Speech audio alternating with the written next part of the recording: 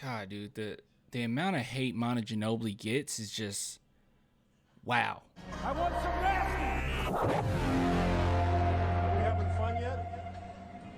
So I've heard a lot of Manu Ginobili slander over the years, okay? I've heard people say Manu Ginobili doesn't deserve to be in the category of legend. I've heard that people say that Manu Ginobili's overrated. But what I was not expecting is for it to come from Fox Sports Radio. Literally, Ben Mahler went on his show in which he talked about Manu Ginobili, and he said that Manu Ginobili does not deserve to be in the Hall of Fame. Now, what I want you guys to do is buckle in, okay? Buckle in. Get real comfortable where you're at right now, because we're about to go on a journey, okay? This journey is about to have you lose so many brain cells, and your brain is going to literally rot and melt outside of the sides of your ears. You are about to literally die listening to this take. So let's go ahead and listen to what Ben Mahler has to say. This is him, by the way. Make jokes as you will. I'm sure there's like 50 jokes in your head looking at them. Let's go ahead and go. That was mean. All right, yes, listen to his points. The Baba Ganoush. Now, first of all, I have nothing personally against Manu Ginobili. I hear he's a very nice guy. He was a good player. Great player. He's just not a Hall of Famer. He is a Hall of Famer. By definition, he's literally a Hall of Famer. I don't know. I'm being petty. His induction confirms my theory on the Pro Basketball Hall of Fame is spot on. That little dusty museum in Springfield, Mass. has extremely low standards for admission. All right, first and foremost, I don't necessarily disagree with this, but I do disagree with the context in which he's putting this, because Manu Ginobili should not be put in any type of argument for the Hall of Fame being lax, okay? This guy literally just screeched fire on the court. And not only that, one thing that I would also like to add is that some of the greatest players of all time have attributed Manu Ginobili as being one of the toughest. Oh my goodness, guys. Ads.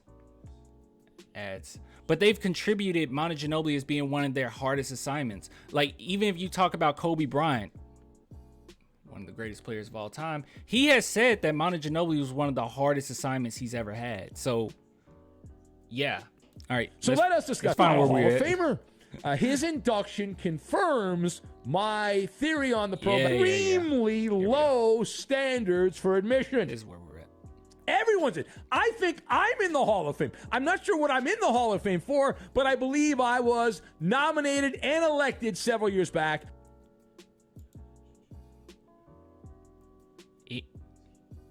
He believes that he's in the Hall of Fame.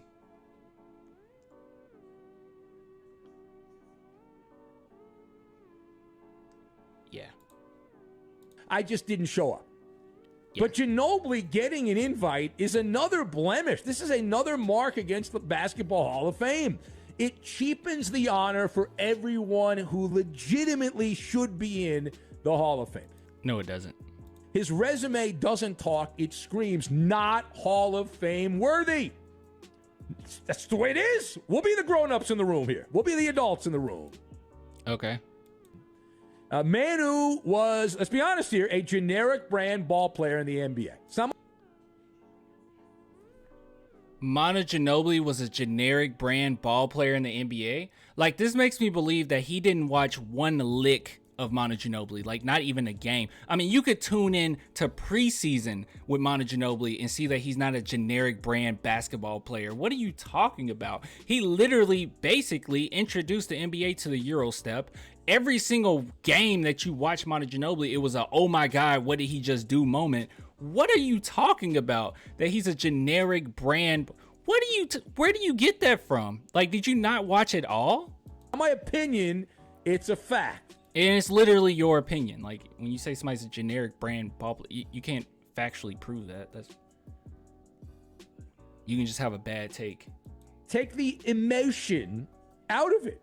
Championships don't matter. They're team awards. They're not individual awards. An individual doesn't win a championship. Teams win championships. That's so convenient. That's so convenient that the highest award that you can possibly get in the NBA, we can just discredit that. Like, multiple championships, we can discredit that. That makes it really easy for you to scooch in there and give your dumb take, because that is so blasphemous. Like, even if you take, I don't know, Michael Jordan, right? Greatest basketball player of all time. Do you think people will be calling him the GOAT if he never won a championship? Obviously, championships mean something to your legacy. It means something to you being a legend. If Manu Ginobili didn't win championships, then yeah, he just would have been a very talented player in the NBA. But there's even, like, you're not even contextualizing the entire situation with Manu Ginobili, with him coming off the bench, but you're not even contextualizing that. But overall, you can't sit here and say that championships don't mean anything. LeBron James wouldn't be considered one of the GOATs if he didn't have championships. It means something. Charles Barkley is never in the category of top 5 anybody's list because he doesn't have a championship. So you can't say that his legacy means nothing, or him being in the category of legend. The championships are just team awards. That's silly, dude. That's super silly. So you eliminate that right off the top. You cut that off. And can I mention something too as well? Like, you can basically do that with almost any award. Like, if you started saying, well, defensive player of the year, that you could say that that's a team award because maybe you're on a team that has really good defense, or your coach is really setting you up to be a better defender. I mean, I don't know. I feel like you can do that with almost any award, because your franchise really puts you in that position where you can get those awards. Like, a lot of players that end up with MVP awards, they have pretty decent teams around them. So they wouldn't be able to get, and they say this all the time. They win the MVP, and what do they say? Do they get up there and say, oh, it was me? No, they say, most of the time, I couldn't do this without my team. Like, if we're talking about Russell Westbrook, there's no way he could have averaged a triple-double without his team purposefully helping him do that. So that, I don't know, just silly. That's the haircut right there. So what is my evidence here? The eyeball test and the resume. Like, there have to be. Your eyeball test should have told you something different, my guy. You need a new prescription for those glasses. Some standards to be in the Hall of Fame. As an NBA player, how many MVP awards did Manu Ginobili have? That's a really dumb take. You guys want to know why? Because literally, there are so many great legends that never won an MVP award. Clyde Drexler, Jason Kidd, Chris Paul, Patrick Ewing, John Stockton. Do I have to keep going? Oh, yeah, and Jerry West.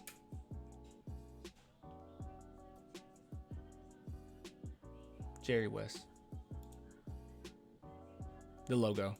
The same number that you had and I had. We were even with Manu Ginobili. All right, well, maybe he finished in the top 5, right? How many top 5 finishes, 15, 16-year career, how many top 5 finishes did Ginobili have for the MVP award? None! Not one! The same number as you and I. Okay, well, maybe he was an All-NBA guy, though. I'm sure he made an All-NBA.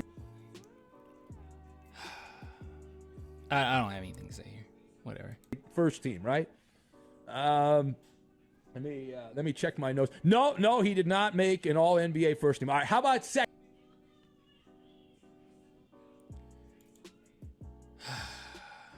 You guys ready?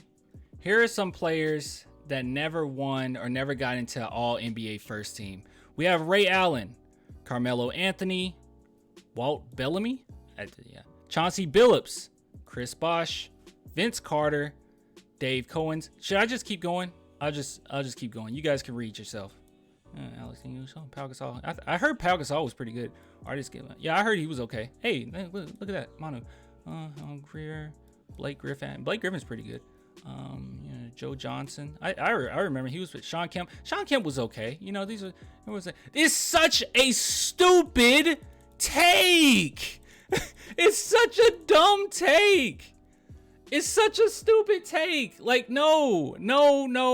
Other things go into the Hall of Fame rather than just what you individually mastered, okay? And the thing about it is, what's funny about this whole situation is that Manu Ginobili's sacrifices is totally going over the head of this dude. Like, he's not even taking into account that Manu Ginobili, the reason why he doesn't have some of these accolades is literally a decision that he made to win championships. It's like he can't win here. Like, the only way you get in the Hall of Fame is if you just say, screw your team and go do your own thing. That's not cool, man. It's dumb. Dumb take. Stupid take. Real dumb take. Second team. Must have been second team All-NBA as a Hall of Famer. Yeah, at some point, you got to be first or second team to be in the Hall of Fame. No, he was not second team All NBA. All right, now maybe he was just a defensive guy, like Dennis Rodman.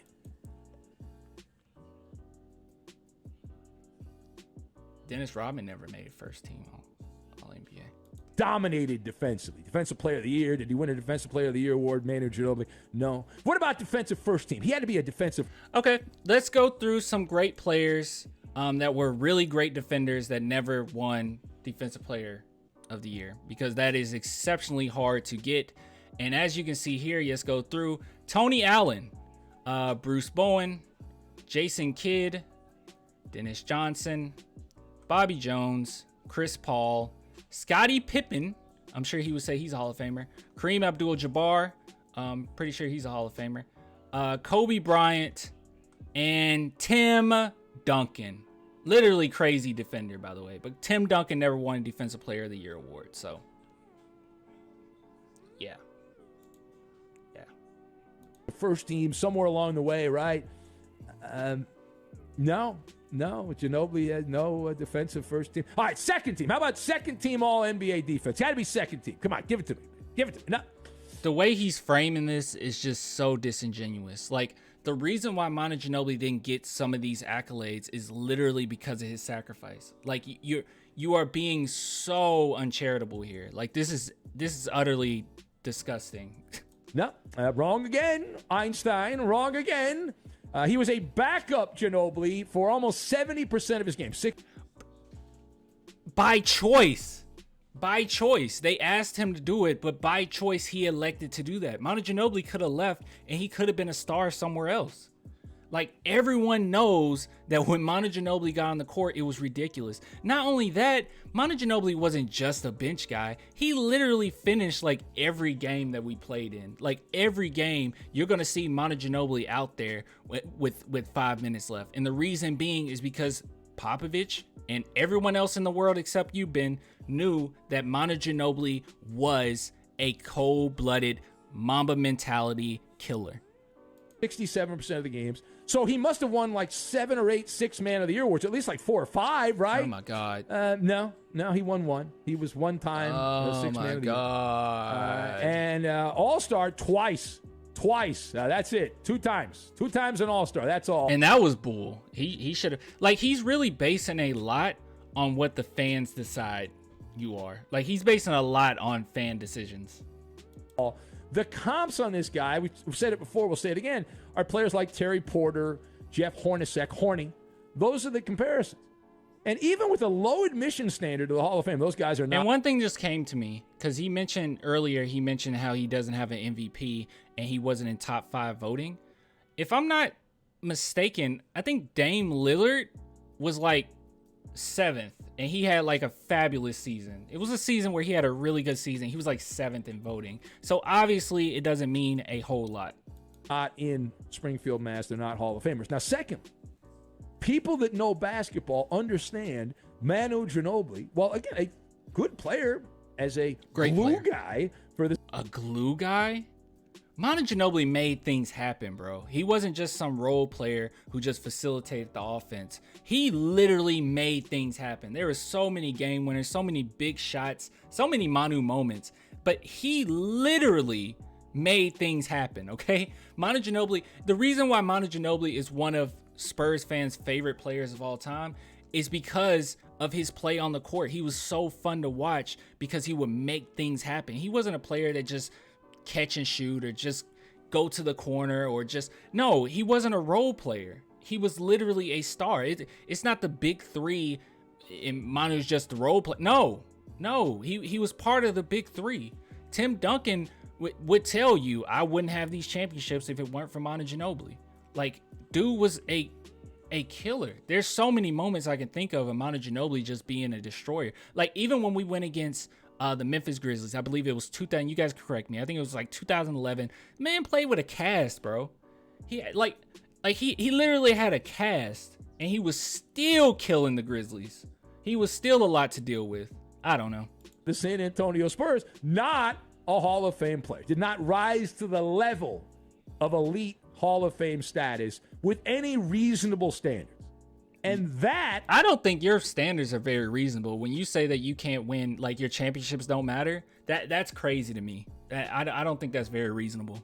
again, is the issue. I keep going back to that. The Naismith Memorial Basketball Hall of Fame is the joke of all Hall of Fames.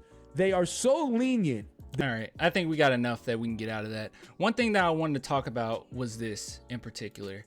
So when he was talking about the Hall of Fame, obviously, it being very dumb takes, he did not bring up anything that Manu Ginobili did or contributed to the NBA. But here are some stats that NBA themselves, NBA.com, by Brian Martin, has went ahead and listed for us. Just some things that we can go ahead and bring up. And there's one thing in particular I want to key in on, but we can just do a few of these, okay? In his 16 seasons with the Spurs, Ginobili appeared in 1,057 regular season games with the Spurs, going 762 and 295. Win percentage doesn't matter, I guess, because that's a team effort. He had nothing to do with that, obviously. His 72% win percentage is the best in NBA history among players that have appeared in at least 1,000 games. But, you know, him being in 1,000 games, that means nothing. He was just like a role player. He was just a glue guy. Helped the Spurs win 4 championships. We know that. Ginobili never had a season with a negative on-court plus minus. In total, the Spurs outscored their opponents by 5,476 points with Ginobili on the court for an average of 5.2 points per game. Yeah, but that doesn't matter. In addition to his NBA championships, Ginobili also has a EuroLeague title and an Olympic gold medal. In this 2004 season, especially when he went for that Olympic gold medal, showed that he is a superstar caliber player. But, you know, whatever. Just ignore it. Ginobili increased his scoring in the playoffs as he accumulated 3,054 points over 218 postseason games for a 14.0 scoring average. Very, very efficient. Now, it's a lot to read here because Ginobili has done a lot, and Ginobili is a great player, not just a good one. But as we scroll down here, this is one thing that I want to key in on. There are 16 players in NBA history that have accumulated at least 14,000 points, 4,000 assists, 1,000 steals, but you know Ginobili doesn't play defense, 1,000 three-pointers, and 3,000 free throws made. Ginobili is the only player on that list to come off of the bench for the majority of his career, and one of the 2 players, along with James Harden, to play fewer than 30,000 minutes. I'm just going to leave that there. Look, this guy has some dumb takes. I'm not going to say every single one of his takes are dumb because I don't listen to him like that. But this was one that I had to make a video on because this just made me, it made me ill, dude. You have no idea what you're talking about. Manu Ginobili deserves way more credit than this. And this whole video just screamed that you haven't watched Manu Ginobili play. But yeah, anyways, if you guys want to support the channel, as always, only $2 per month, Patreon and YouTube members. And if you agree with this guy, don't comment. Because I'm probably going to block you. But if you disagree with this guy, feel free. We can have a good time. I'll get with you guys later. Deuces, man.